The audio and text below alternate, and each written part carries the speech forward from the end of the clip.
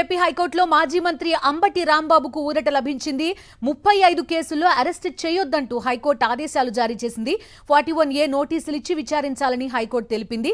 35 కేసులకు సంబంధించి క్వాష్ పిటిషన్పై మార్చి 2కు విచారణను వాయిదా వేసింది న్యాయస్థానం.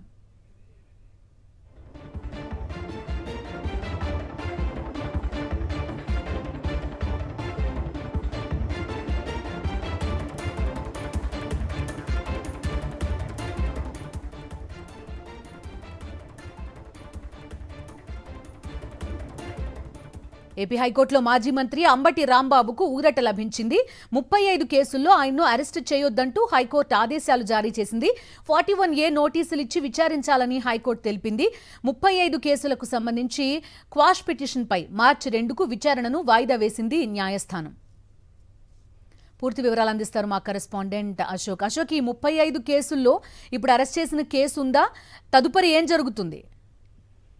35 కేసులు అంటే అంబటి రాంబాబుకు సంబంధించి ఆయన 30వ తారీఖున గుడికి వెళ్లి వస్తుండగా ఆయన పైన తెలుగుదేశం గోండాలు ఒక్కసారిగా అటాక్ చేశారు.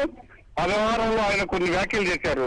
ఆయన చేసిన వ్యాఖ్యలపై కేవలం 3 రోజుల్లో 35 కేసులు రాష్ట్ర వ్యాప్తంగా తెలుగుదేశం నాయకులు కార్యకర్తలు ఇచ్చిన ఫిర్యాదు మేరకు రాష్ట్ర వ్యాప్తంగా 35 అక్రమ కేసులు నమోదు చేశారు. ఈ రోజు దాన్ని సవాల్ చేస్తూ ఉదయం లంచ్ మోషన్ పిటిషన్ లో దాఖలు చేశారు. పూర్తిగా ఈ 35 అక్రమ కేసులను క్వాష్ చేయాలంటూ హైకోర్టులో లంచ్ మోషన్ పిటిషన్ దాఖలైంది. కొద్దిసేపటి క్రితమే ఈ 35 కేసుల పైన విచారణ జరిగింది. ఒకే అంశము అంటే అంబటి రాంబాబు చేసిన వ్యాఖ్యల పైన 35 చోట్ల 35 కేసులు నమోదు చేయడం ఏంటంటూ హైకోర్టు ఆగ్రహం వ్యక్తం చేసింది.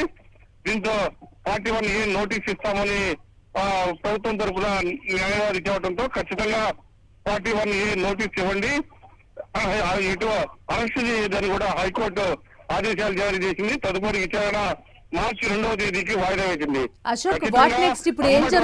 చేసిన వ్యాఖ్యలపై 3 రోజుల్లోనే 35 అక్రమ కేసులు ప్రభుత్వం బనాయించిందంటే ఒక పద్ధతి ప్రకారం అంబటి రాంబాబుని ఇబ్బంది పెట్టడానికి, అంబటి రాంబాబుని ప్రోత్సాహనిలాగా రాష్ట్రం అంతా తిప్పి మానసికంగా శారీరకంగా ఇబ్బంది పడడానికి కుట్ర చేసింది. YSR Congress party legal cell 35 వీటిపైన క్వాష్ పిటిషన్ దాఖలు చేశారు. ఈ రోజు అరెస్ట్ చేయొద్దని 35 కేసుల్లో హైకోర్టు చాలా స్పష్టమైన ఆదేశాలు జారీ చేసింది. Right, okay Ashok.